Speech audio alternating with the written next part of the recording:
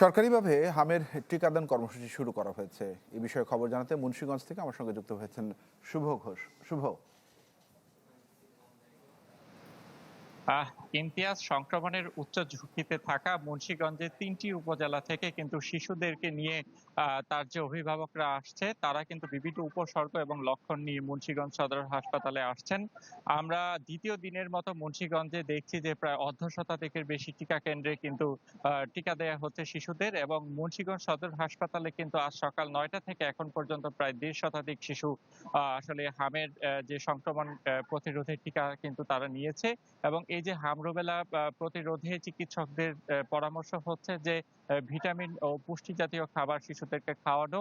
এবং আমরা আজকে দেখেছি যে হাসপাতালে কিন্তু আসলে হামে আক্রান্ত হয়ে যেসব শিশুরা আসছে, চিকিৎসকরা বলছেন তাদের কিন্তু সেরে উঠতে বেশ অনেকটা সময় লাগছে। তো এমন পরিস্থিতিতে কিন্তু আসলে অধিক সতর্ক থাকার কোনো বিকল্প নেই, সেই পরামর্শটি তারা দিচ্ছেন। তবে জেলা স্বাস্থ্য বিভাগ বলছে মুন্সিগঞ্জে প্রায় লক্ষাধিক শিশুকে কিন্তু তারা হামের টিকা দেওয়ার একটি প্রস্তুতি তারা রেখেছেন। এর মধ্যে উচ্চ ঝুঁকিতে থাকা মুন্সিগঞ্জ সদর, লোহজং ও শ্রীনগর উপজেলায় কিন্তু আসলে শিশুদের মধ্যে এই সংক্রমণটি বেশি দেখা যাচ্ছে।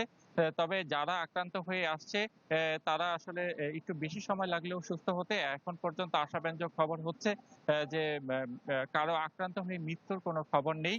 তবে পরিস্থিতি অবনতি হলে আইসিইউ, সিসিইউ প্রস্তুত থাকার কথা থাকলেও মুন্সিগঞ্জে কিন্তু এখন পর্যন্ত সেটির আসলে সেভাবে কোনো প্রস্তুতি নেওয়া হয়নি। শুভ, ধন্যবাদ আপনাকে। মুন্সিগঞ্জ থেকে জানাচ্ছিলেন সহকর্মী শুভ ঘোষ।